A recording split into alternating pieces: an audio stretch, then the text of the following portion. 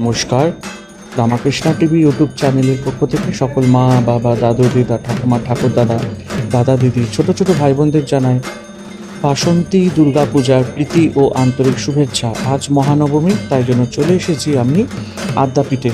এবং তোমরা তো আগের ভিডিওটা দেখেছো কি সুন্দর পুজো হচ্ছে। তো আমি এখন চলে যাব ভোগ খেতে। আর ভোগ কে না খেতে ভালোবাসে বলো। আর এই দেখো আমি চলে এসেছি ভোগ প্রেক্ষাগৃহেতে। আর সবাই এখানে বসেছে, 80 টাকা করে কুপন টিকিট। আমরা সবাই বসে আছি। আর এখানে ভোগ শুনেছি খুব সুন্দর হয় আর অনেক রকম আইটেম থাকে। আর আজ যেহেতু মহানবমী, আজকে প্রচুর আইটেম ছিল।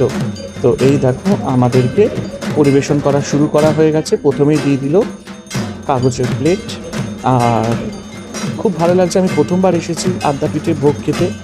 আর এই দেখো কি সুন্দর করে সবাইকে গ্লাস দিয়ে দিচ্ছে, তারপরে সবাইকে জল দেওয়া হবে।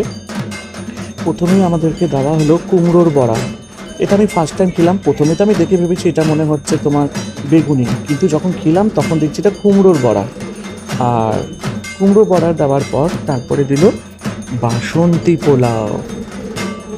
এই দেখো প্রথমে এই যে কুমড়োর বড়াটা নিলাম, দেখে মনে হচ্ছে না যেন বেগুনি, আমিও ভাড়া চাকা খেয়ে গেছিলাম।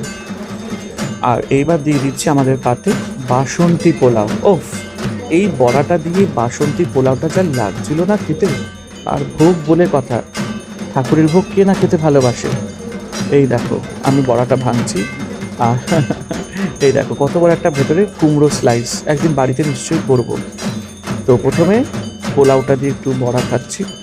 তারপরে চলে আসলো একটা আলু ফুলকপির তরকারি। ও সরি, ভুল হয়ে গেছে, এটা দিচ্ছে চানা পনির।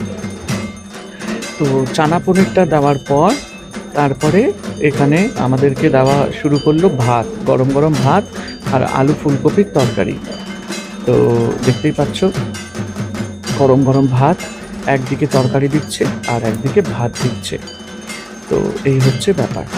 আর গরম গরম ভাত একেবারে প্রসাদ কে না খেতে ভালোবাসে, তাই না? এই দেখো দিয়ে দিল গরম ভাত।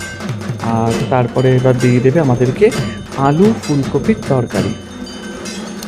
এই দেখো কতটা দিয়েছে, অনেকটা। মানে আর আমার তো আর লাগেইনি, যা দিয়েছে ওরা তাতে অনেকটা দিয়েছে। আর এই যে আমাদেরকে এখন পরিবেশন করছে গরম গরম ডাল। ওফ, ডালটা যা হয়েছিল না, দুর্দান্ত।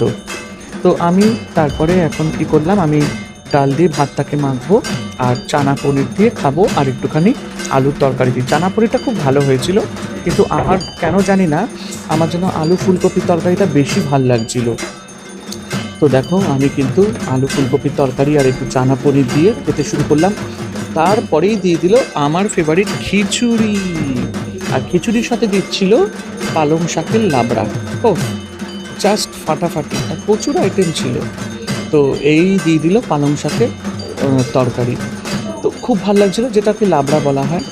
তো খিচুড়ি দিয়ে ভালো করে আর একটু আলু ফুলকপির তরকারি দিয়ে আমি খিচুড়িটা খেলাম।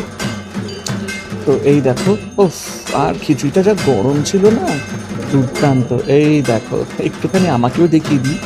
তো খিচুড়ি তো খাচ্ছি পেট ভরে, আর ভোগের খিচুড়ি কে না খেতে ভালোবাসে বলো, তাই না?